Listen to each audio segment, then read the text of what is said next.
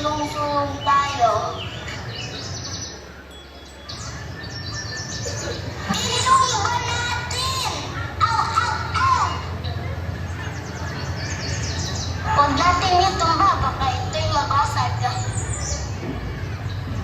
May mas ligtas na solusyon, yung hindi makakasakit sa kagubatan na ating iipihan. Tama, gamitin natin ang paligid. Madami dito sa gubat. Ang solusyon. Danyo, may bato. Nakakatulong yun.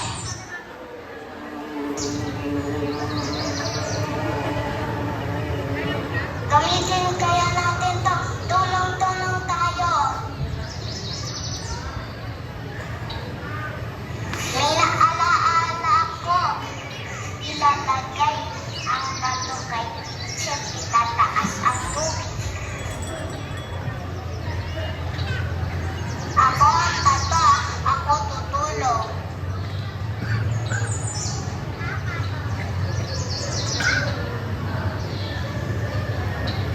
Uy, umaangat ang tubig eh.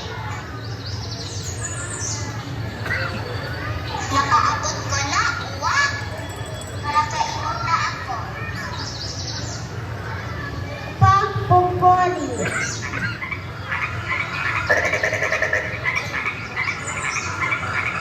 Ang galing mo, uwak. Ginamit mo niya ang tolino.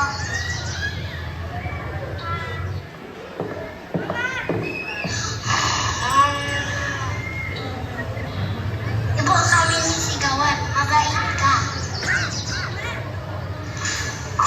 Kaya dapat laging mag-isip, hindi lang lakas.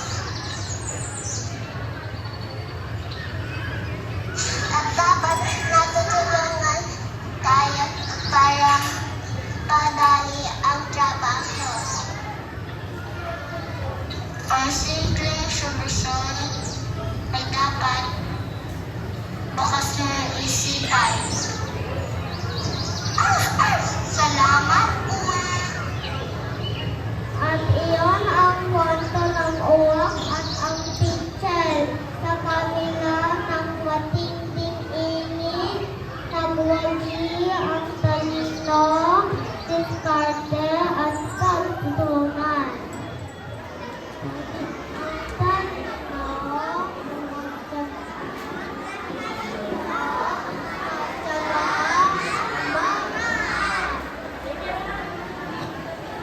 sa panahon ng hirap, ang pagtulungan at pagkamikhain ang susi.